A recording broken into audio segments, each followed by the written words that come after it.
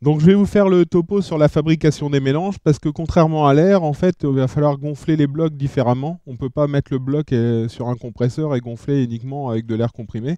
Donc on va devoir y inclure soit de l'oxygène, enfin de l'hélium, et pour arriver à des mélanges trimix comme on veut. Il y a deux gaz qui vont nous imposer des limites. Le premier, c'est l'oxygène. On a une limite hyperoxique à 1 bar 6. Donc ça nous est induit par le code du sport. Par notre physiologie aussi. Et on a aussi une limite par rapport au risque de manipulation dû au danger d'explosion de l'oxygène.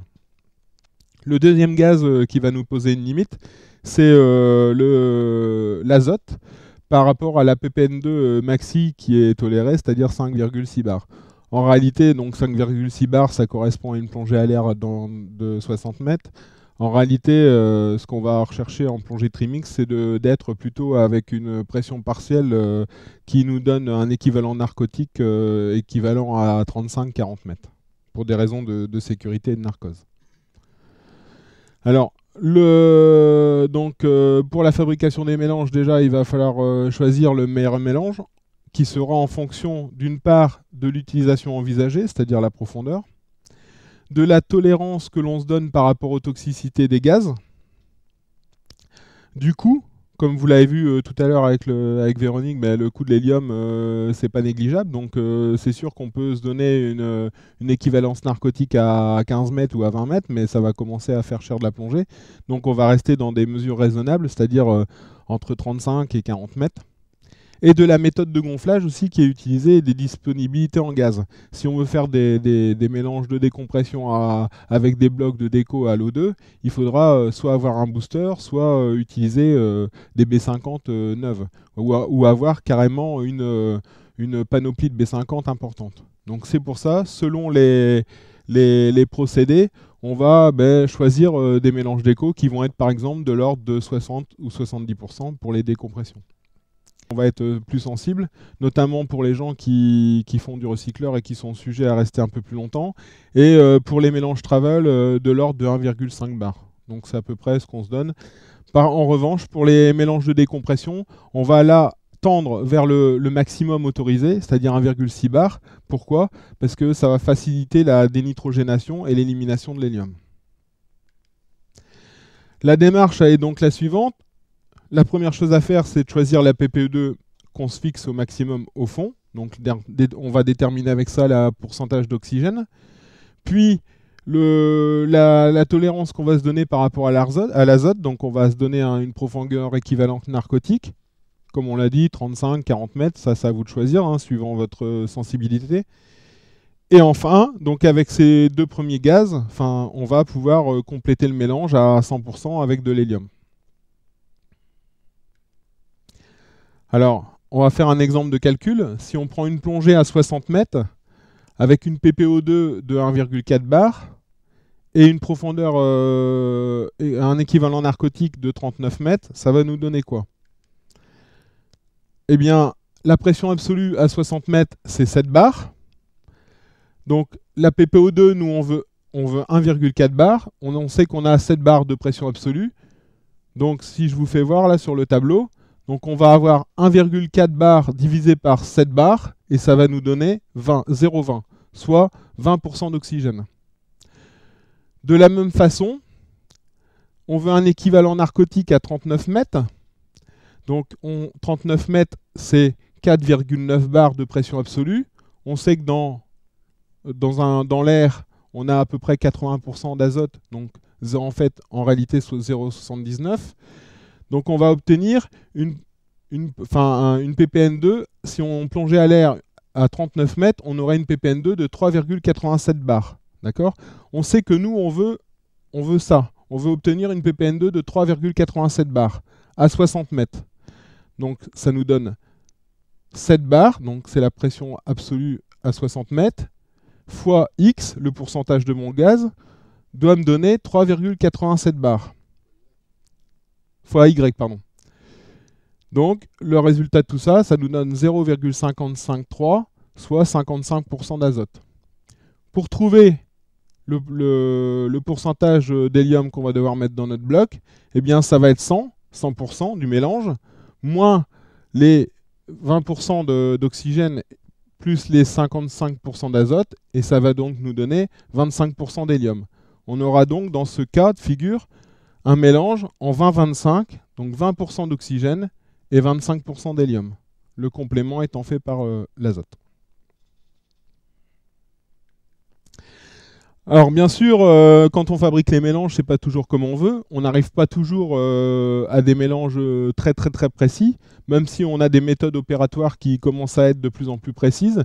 Et avec le temps et un peu d'expérience, on arrive à affiner ça. On a quand même des tolérances. Alors, les tolérances, c'est pour l'oxygène 1% et pour l'hélium 5%. Pour ça, ben, une fois que vous avez fabriqué votre mélange, donc avec ce qu'on va voir ensuite, hein, des tableaux opérationnels, tout ça, eh bien, on doit analyser le mélange. Hein. De toute façon, vous savez très bien, vous êtes nitrox confirmé.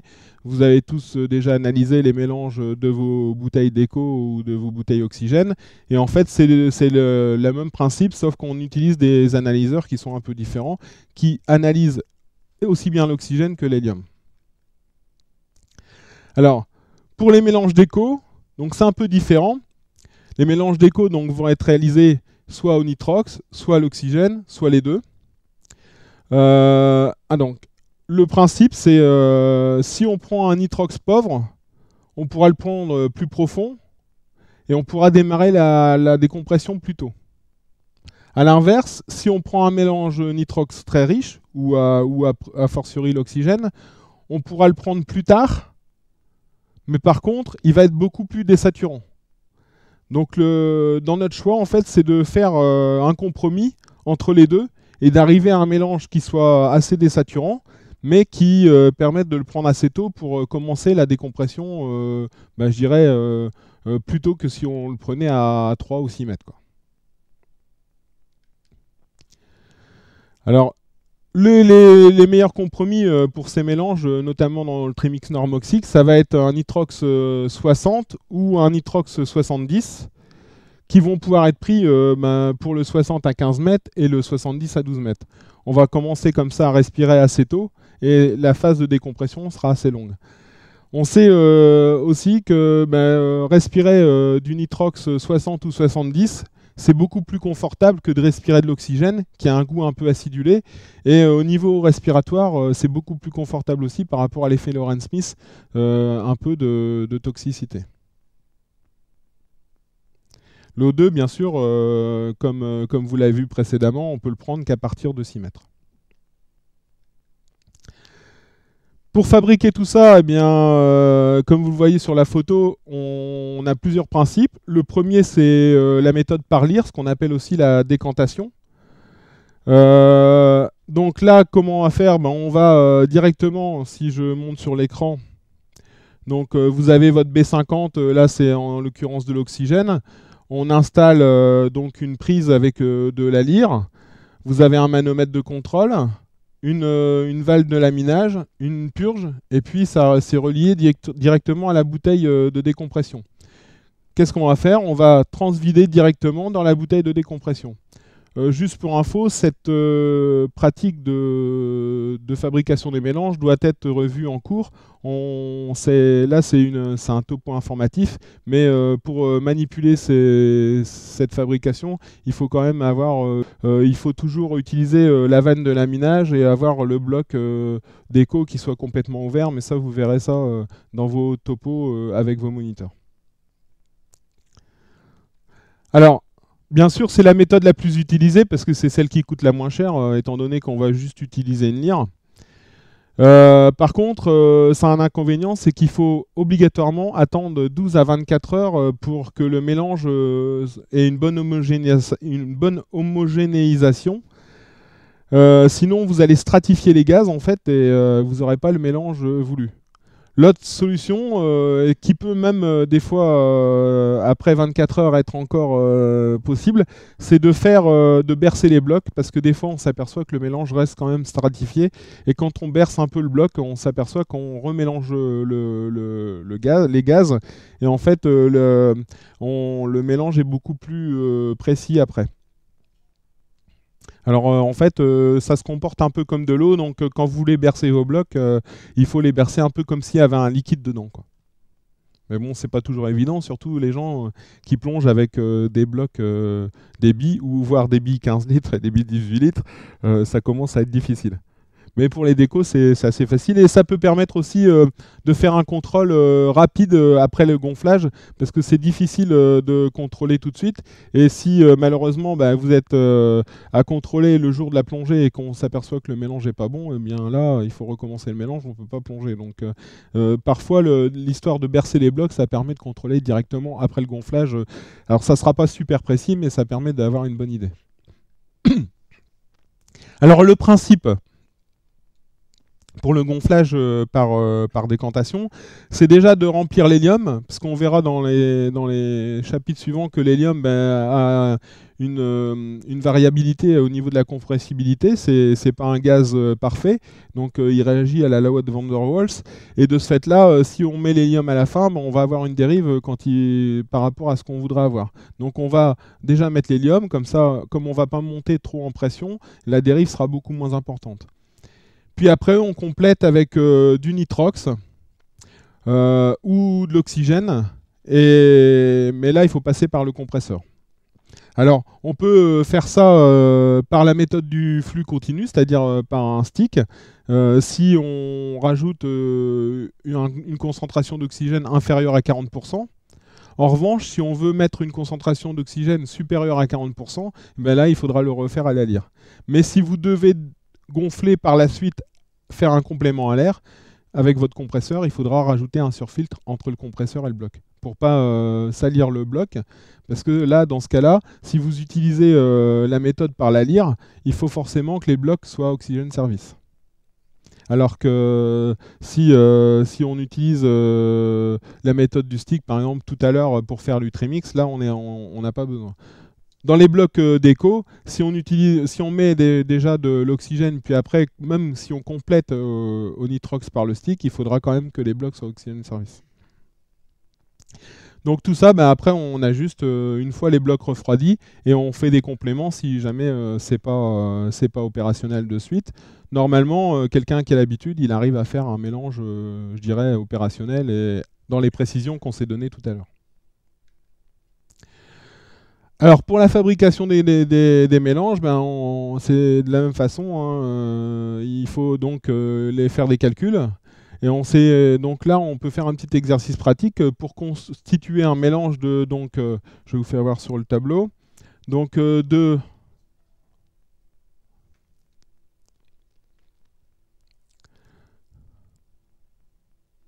donc je vous fais voir sur le tableau. Donc pour constituer un trimix en 20-25, hein, comme on l'a vu tout à l'heure, 20% d'oxygène et 25% d'hélium, à une pression de 200 bars, là c'est dans le cadre d'un bloc vide. Donc on va mettre initialement dans le bloc 200 bars fois 0,25, c'est le pourcentage d'hélium, c'est-à-dire 50 bars. D'accord ? Ça c'est selon la loi de Mariotte, on sait que ça dérive un peu, on verra juste après. Et voilà, donc par rapport à ça, on a la loi de Van der Waals qui va nous poser quelques soucis. Je vais vous faire voir sur un diagramme. Prends le diagramme, donc là c'est ce qu'on a ici là. Donc on a 200 bars, si on compresse le mélange à 200 bars et qu'ensuite ici on voit donc 200, c'est la correspondance si on redécomprimait le mélange. On voit que si on compresse donc le rouge, c'est la loi de Mariotte, hein, c'est un gaz parfait, donc je compresse 200 et j'aurai en abscisse 200 bars. Si je comprime de l'air, je dérive déjà un peu, l'air est en vert là, donc je vais avoir une petite dérive. Et si je comprime de l'hélium en bleu, j'aurai l'équivalent de à peu près 170 bars, d'équivalent à 200 bars.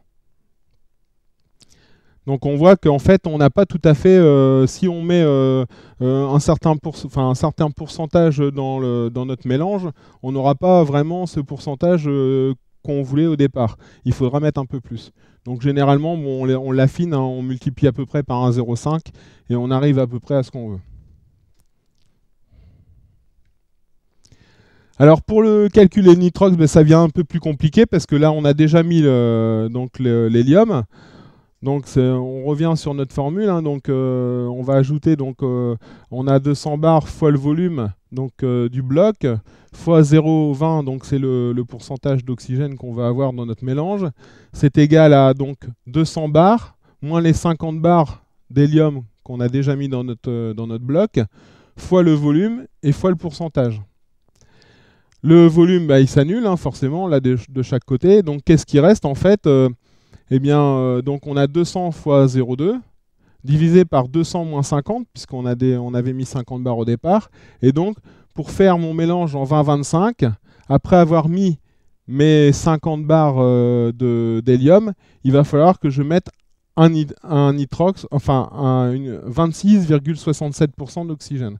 Donc en fait, ça va me donner, donc il faut que je fasse le complément avec un 27,73, un nitrox 27,73. Alors tout ça, ça paraît un peu compliqué. C'est sûr que si on a beaucoup de blocs à faire, eh bien là, ça devient très compliqué. Donc pour ça, eh bien, on a des tableaux opérationnels qui permettent de simplifier les calculs. Si je prends par exemple, donc ça c'est un petit classeur Excel, hein, qui a été fait. Donc je pointe, hein, ici, donc vous avez la pression, donc c'est un mélange résiduel, c'est ce qui reste dans mon bloc. J'avais une pression de 125 bars. Ce que j'ai dans mon bloc, c'est un 25% d'hélium. Je veux 20% d'oxygène. Le complément, forcément, c'est de l'azote, hein. Cette cellule-là, on la remplit pas, on la remplit déjà les premières cellules. Et puis après, ben, j'ai mon mélange souhaité, donc je veux 220 bars à 25% d'hélium et 20% d'oxygène. Et ben, ça me dit qu'il va falloir ajouter donc 23,75 bars d'hélium et un nitrox en 27%. Donc ça permet de simplifier énormément les calculs pour le gonflage.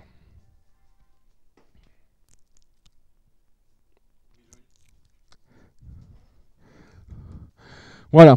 Donc ça, c'était pour la méthode par décantation. Une autre méthode qui se fait de plus en plus, c'est la méthode par stick. Alors comme le stick nitrox, en fait, on a une méthode du stick trimix. Cette méthode est de plus en plus utilisée, elle est assez facile à mettre en œuvre.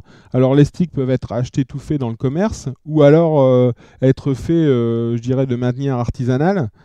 Ça devient, c'est très pratique, c'est facile à mettre en œuvre, vu que c'est un flux continu. Mais en plus, ça permet aussi d'avoir un mélange très précis. On n'a pas de dérive. Si on met du 20-25 dans le bloc, on a du 20-25 à la sortie. Il n'y a pas ces problèmes de variabilité de gaz. Donc on arrive à des mélanges qui sont beaucoup plus précis et on utilise les B50 d'hélium sans problème, en fait, jusqu'au bout. Ou alors ce qu'on ne peut pas faire avec la méthode par décantation ou sans avoir de booster, quoi. L'avantage, donc, c'est que vous avez un mélange homogène directement, donc qui peut être aussi analysé directement sans trop de dérivation par rapport au mélange final que vous allez avoir 24 heures après. Et le dernier avantage, qui n'est pas négligeable non plus, c'est par rapport au bloc fond, c'est que vous n'avez pas besoin d'avoir des blocs fonds certifiés Oxygène Service. Alors, comment fonctionne un stick trimix? On va voir sur le petit schéma qui va apparaître.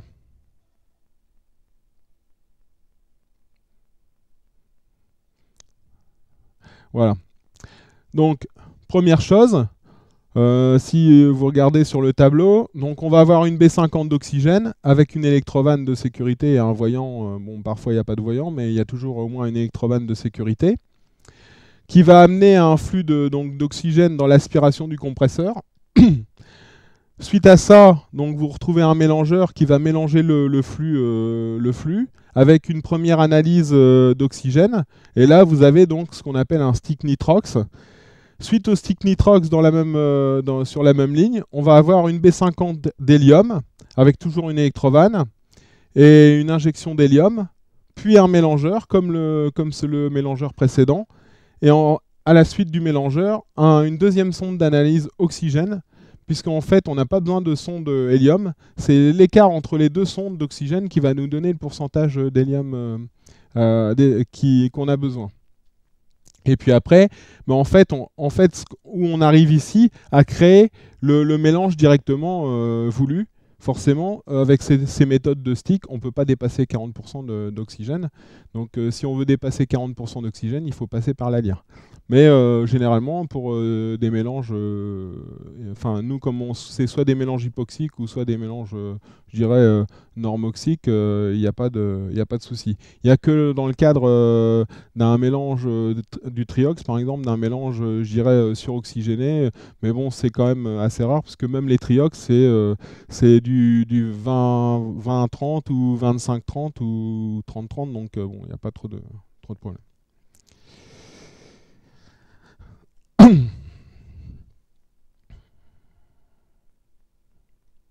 Alors, le seul problème avec ce stick, c'est de faire les calculs, parce que les calculs sont pas très simples à faire. Donc pour ça, eh bien, il y a des logiciels qui existent, on les verra tout à l'heure, et qui permettent d'avoir directement le mélange souhaité à régler sur le stick pour avoir en fonction du mélange initial que vous avez besoin. Voilà. Bien, je vous remercie pour votre écoute, et puis on va passer au topo suivant.